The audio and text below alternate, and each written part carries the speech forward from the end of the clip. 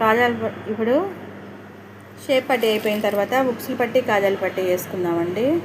ఇక్కడ చిన్న ఫ్రిల్ ఒకటి పెట్టండి, ఓకేనా. ఇలా నేను బ్లౌజ్ క్లాత్ అవి వాడనండి ఉక్సులు పట్టి కాజాల పట్టికి, నేను లైనింగ్ పీసే వాడతా. ఎందుకంటే ఉక్సులు పెట్టుకున్నప్పుడు సిల్క్ క్లాత్ అనుకో బై మిస్టేక్ మనమే సరిగ్గా కుట్టకపోయినా కానీ జారి వచ్చేస్తుంది, లేకపోయినా కానీ కొన్ని క్లాత్లు జారి వచ్చేసేస్తాయి అన్నమాట. అందుకని నేను బ్లౌజ్ పీస్ వాడుకున్న లైనింగ్ పీసే వాడతా, లైనింగ్ పీసే బాగుండిద్ది.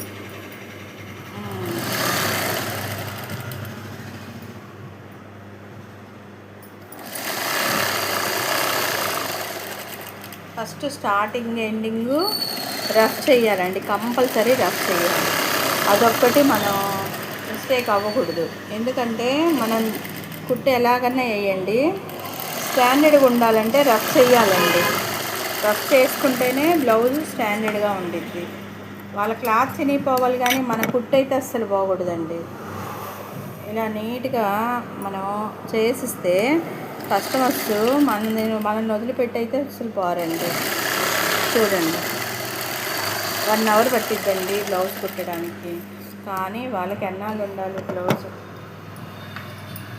అది దాన్ని బట్టి మన కస్టమర్స్ మన మీద మనము కస్టమర్స్ మీద డిపెండ్ రండి అని మనం బతిమలాడకూడదు, వాళ్ళే మన దగ్గరికి రావాలి. అలా ఉండాలి బిజినెస్.